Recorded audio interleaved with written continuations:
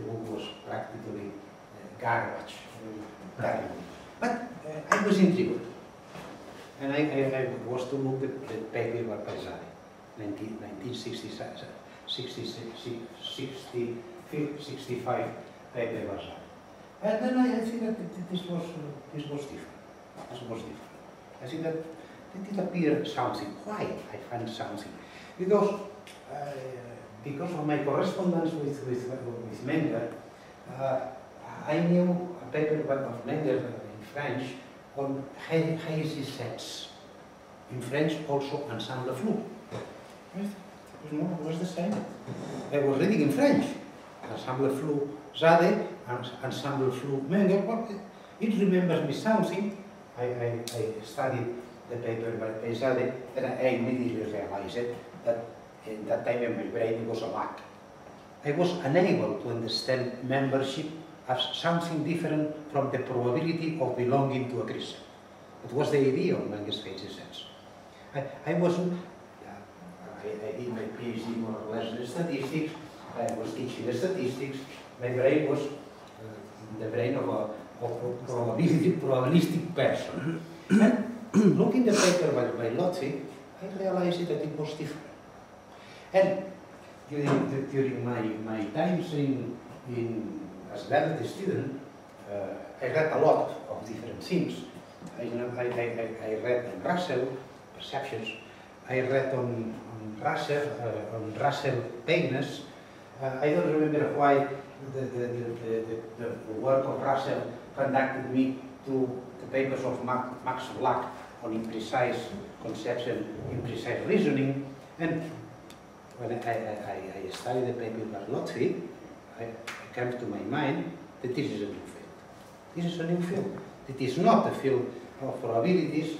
This is related with vagueness, with perceptions, and with imprecise concepts.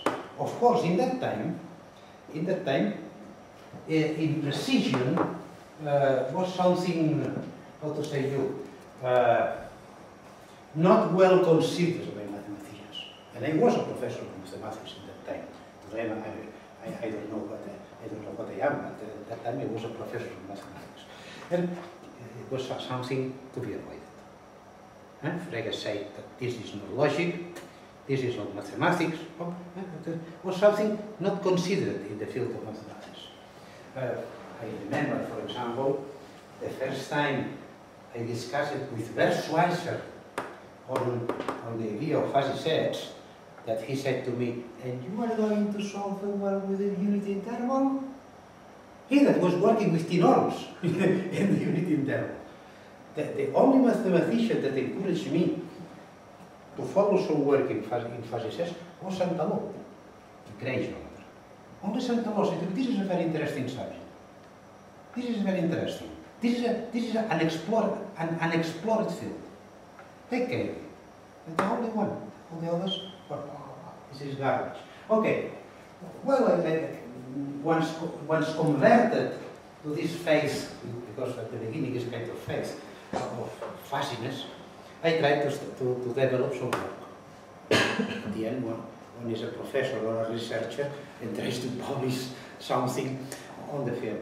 And I selected a new idea that was introduced by the Italians, De Luca and Termini, was the idea of fuzzy entry. That is, the measure of how fuzzy is an imprecise concept. And curiously, I was looking at the idea in the reverse form. I was looking at the idea of how classic, how crisp is an imprecise concept. It's the same. But I published some papers, well, it was not too much success, but I published them. But look, after 1978, I started with a new idea. And this, on fuzzy entropy, I think I published 7 or 8 papers. I don't remember. I was working with Claudia Zin, of course, with Nadal Valde, that disappeared. We related fuzzy entropy with Sugeno integral, with Teresa Riera, that is the European Parliament, with Lorenzo Valverde, that is in politics. Well, more or less, all of them, or are dead, or are devoted to other subjects. No? But it was a nice time. But around 1978, it was, I read a very nice paper by Bellman and Geertz, characterizing min and max. I think the important point is distributivity. What without distributivity? Well, since before studying statistical metrics, my work was in ordered semigroups. I knew t-norms and t-norms, but without the name t-norm and t-norm. I was calling semigroups of type 1 to the semigroups given by t-norms, and semigroups of type 2, those given by t-norms. And suddenly, when studying all those things, I realized that my semigroups were Christianized by a different name, but it was the same. And this paper was by Bellman and Geertz offered me the idea of avoiding distributive law. And then I published a paper in 1980 that is practically unknown. It's practically unknown. But we enlarged the paper and correct something, and we published at the end in 1983 in the Journal of Mathematical Analysis and Its Applications, and it got a great success. Sometime before, in 1979, I got the idea of how to characterize strong negations.